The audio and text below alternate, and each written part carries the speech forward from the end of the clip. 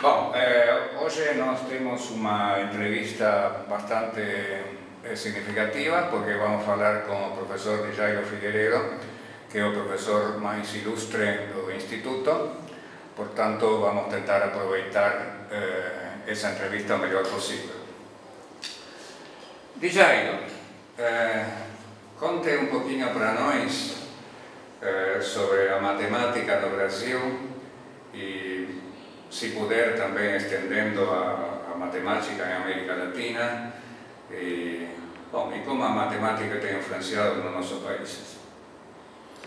Bom, muito obrigado pelo convite, pelas palavras elogiosas e imerecidas que você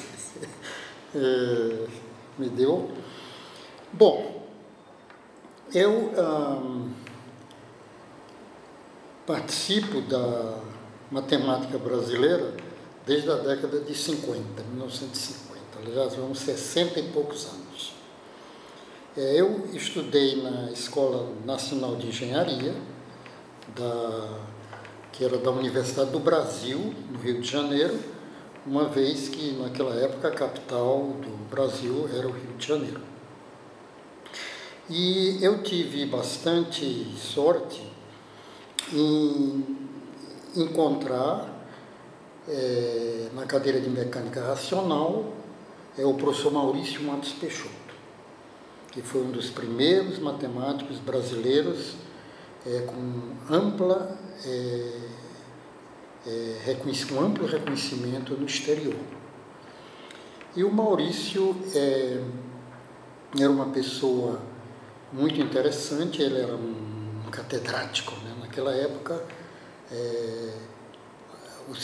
não tinha o sistema brasileiro de universidades, você tinha uma determinada cadeira, como por exemplo mecânica racional, tinha um catedrático, que era o dono daquilo pelo resto da vida, e os assistentes. E o Maurício, como catedrático, tinha uma sala muito boa, grande, ao lado de uma sala pequenininha, que era dos assistentes, que se aglomeravam, e o Maurício, aos sábados, ele dizia: quem está interessado em matemática, venha conversar comigo. E nos sábados, então, a gente se reunia, ele tomava um livro e dizia: bom, vamos repartir aqui para vocês falarem. Então, o primeiro capítulo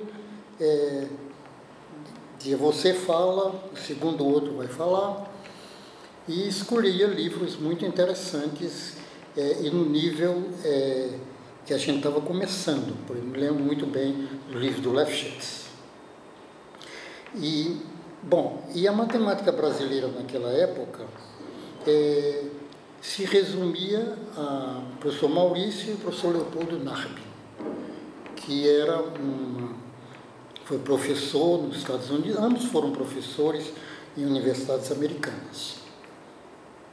Mas como estava a matemática do Brasil naquela época?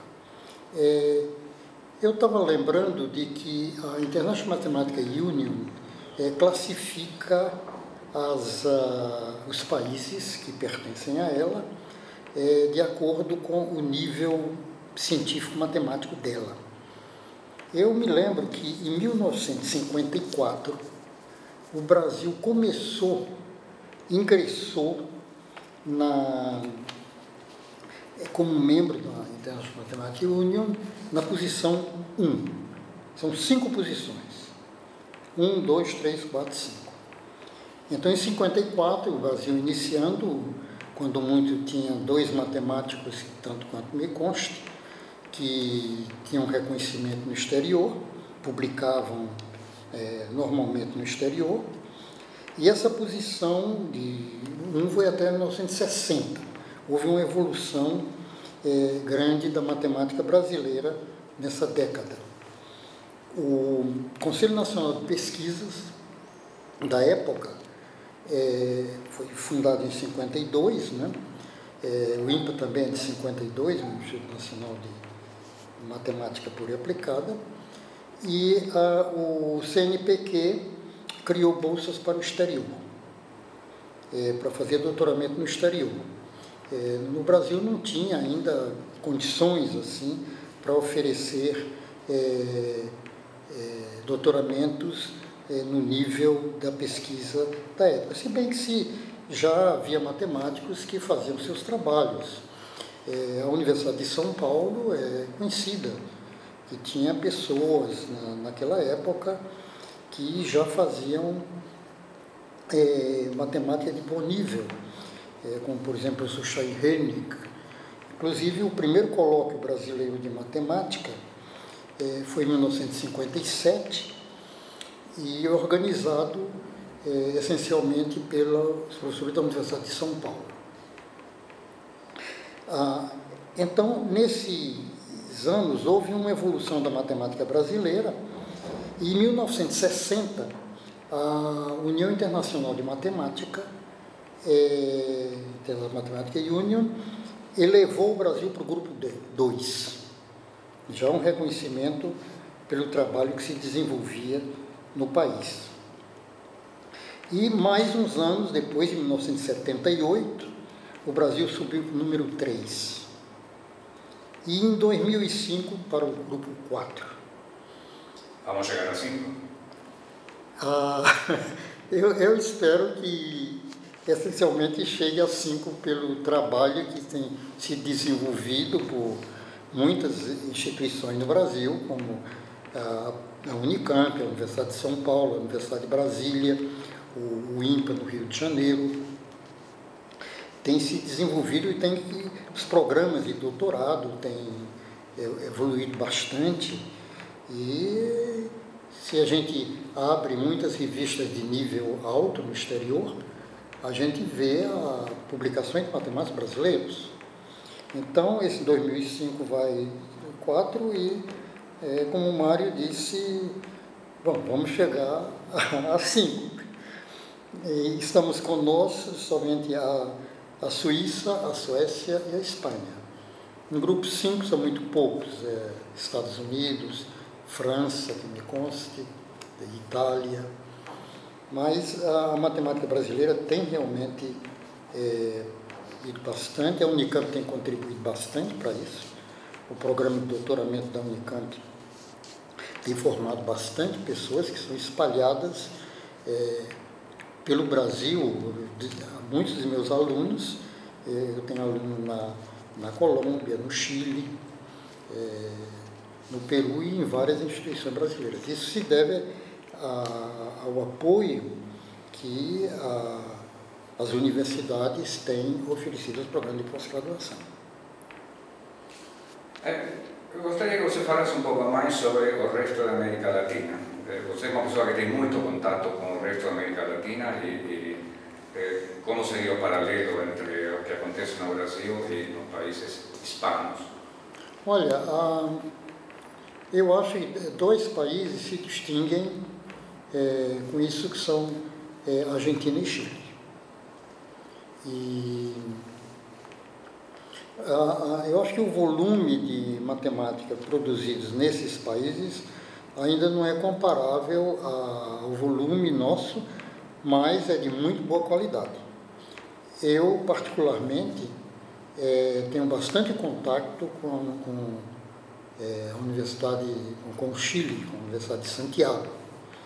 E um dos trabalhos meus mais citados é com um professor conhecido do Chile, Patrício Felmer, que é um matemático de primeira linha. E tenho trabalhado sistematicamente com outros matemáticos chilenos. A Argentina, eu não tenho assim muito contato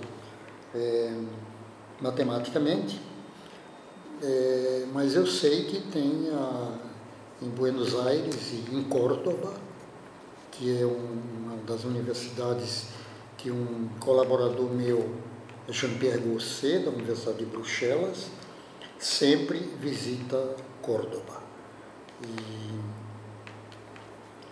Mas eu não posso, não tenho assim um contato grande com a Argentina, como tenho com o Chile. Djailo, sua área de trabalho é análise. Como você explicaria para o público não estritamente matemático o que vem a ser análise? Bom, deixa eu aproveitar a ocasião e dizer por que eu entrei nessa área. Quando eu ganhei a bolsa do CNPq, em 57, e fui para os Estados Unidos, eu estava com a cabeça de fazer probabilidades e estatística. E eu fui para o Instituto de Matemática da Universidade de Nova York. O Instituto de Matemática da Universidade de Nova York, já um pouco de história nisso, foi criado por um matemático conhecido, tem muitos livros de cálculo, Richard Courant. Richard Courant era um matemático alemão e foi para os Estados Unidos pouquinho antes do nazismo começar a dominar tudo na Alemanha. Então, teve matemáticos muito bons, principalmente da Universidade de Göttingen, que era uma das melhores lá na Alemanha, judeus, matemáticos judeus, e que estavam sofrendo perseguições. Então, o Courant teve esse mérito de trazer esse pessoal para os Estados Unidos. E trouxe gente de primeira linha, Kurt Friedrichs, Friedrich Jahn e outros. Então, quando eu cheguei na Universidade de Nova York, claro, o meu primeiro ano foi muito ligado a probabilidades, inclusive a minha tese de mestrado foi na teoria da medida, chamada Decompositions of the Sphere, mas aí eu não resisti. Esses matemáticos judeus que vieram para os Estados Unidos eram de equações diferenciais parciais. E eles ofereciam cursos e eram excelentes didáticos. E eu não resisti à tentação de mudar de área. Então eu passei a me interessar mais em equações diferenciais e o meu trabalho de doutoramento foi com um matemático americano muito conhecido, Louis Nirenberg, e onde eu fiz o doutoramento. O pessoal gozava muito dizendo o seguinte: tinha não sei se eu posso dizer piada aqui, tinha um programa na televisão americana que se chamava Os Bruxos de Waverly Place. O Waverly Place era exatamente o nome da rua onde estava o Instituto de Matemática da Universidade de Nova York. E depois eles mudaram para um prédio maior, tiveram bastante suporte financeiro e mudaram inclusive o nome do instituto, atualmente se chama Courant Institute of Mathematical Sciences. Mas naquela época era no Waverly Place. E o pessoal dizia: olha, Djailo, o que aconteceu foi o seguinte: você caiu na bruxaria dos professores de Waverly Place, que eram todos de uma área de equações diferenciais. Então não houve jeito, aí eu me interessei muito e trabalhei inicialmente em sistemas de equações diferenciais e depois comecei a me interessar muito por equações diferenciais do tipo elíptica, equações diferenciais que são as chamadas, aparecem bastante quando você está estudando certos fenômenos, por exemplo, problemas de vibração ou problemas de condução do calor, e você está interessado no limite. Então são as chamadas steady state solutions. Isso e resume que essas são equações elípticas.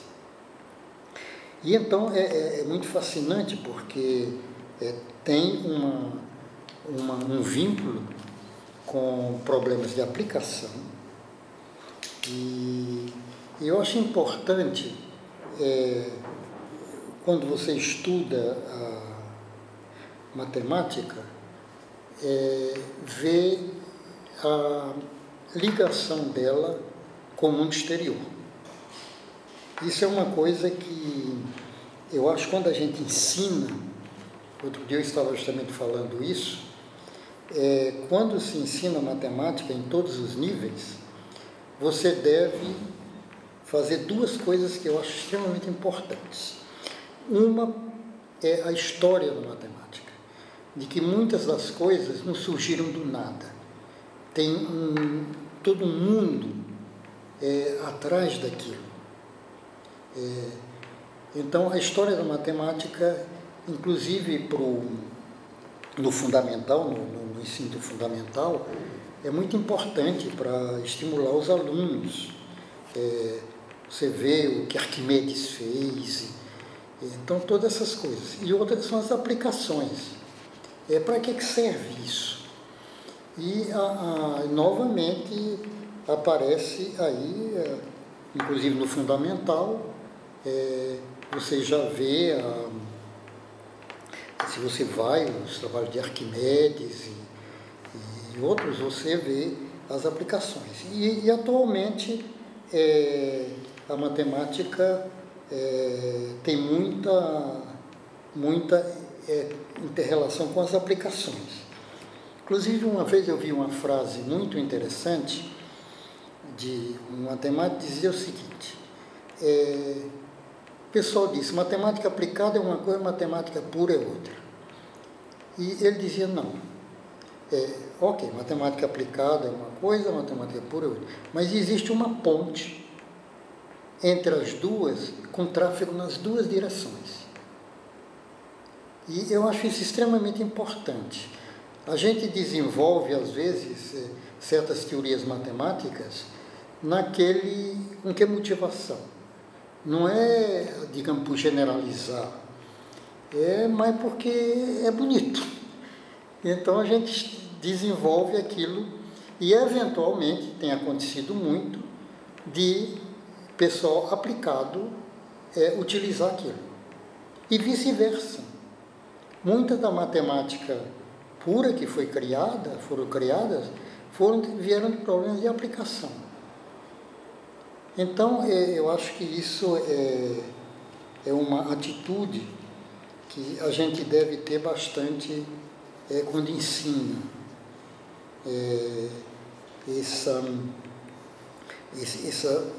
Mostrar a utilidade, a importância da matemática e também a história e apresentar de modo agradável.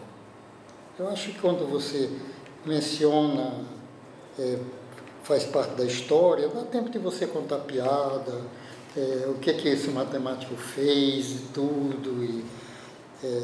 Por exemplo, quando eu falo sobre o cálculo das variações e falo dos Bernoulli, aí dá muita história interessante, mas que capta a atenção, eu acho.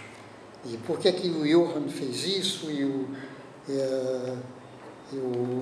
Jacob não fez? Então, são coisas interessantes. Eu acho que a história é interessante e as aplicações.